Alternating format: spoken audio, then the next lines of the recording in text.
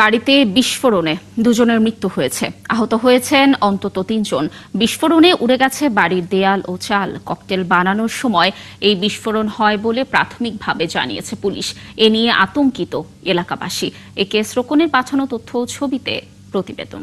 চাঁপাই নবাবগঞ্জ সদর উপজেলার ফাটাপাড়া গ্রামের মোহাম্মদ কালামের বাড়িতে বিস্ফোরণ হয়। বিস্ফোরণে বাড়ির ইটের দেয়াল ধসে যায়, উড়ে যায় টিনের চাল। অনেক শব্দ, মানে আমাদের বাড়ি তো দূরে, তাও শব্দ আমাদের বাড়িতে তিন টাইপের। এই ধরনের কার্যকলাপ করবে এটা তো কেউ জানা ছিল না।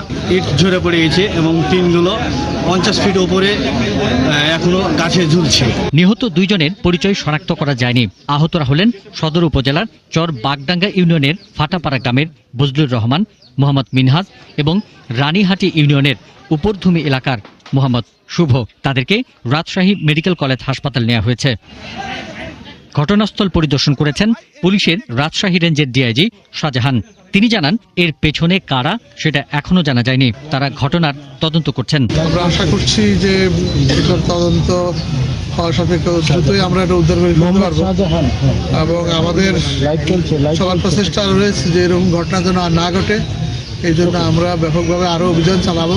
এদিকে সংসদীয় আসনে সদ্য পরাজিত বিএনপির প্রার্থী হারুনুর রশিদ ঘটনাস্থলে গিয়ে এই ঘটনার জন্য ইউনিয়নের সাবেক চেয়ারম্যান ও ইউপি সদস্যকে দায়ী করেন। তারা ধানের শীষের বিপক্ষে কাজ করেছে, তাদেরকে আক্রমণ করার জন্য, তাদের বাড়িঘরকে আক্রমণ করার জন্য তারা এই প্রস্তুতি নিচ্ছিল প্রতিহিংসামূলক হিসাবে, অন্য কিচ্ছু না। নিরাপত্তা শঙ্কায় চর বাগডাঙ্গায় অতিরিক্ত পুলিশ ও বিজিবি মোতায়েন করেছে প্রশাসন।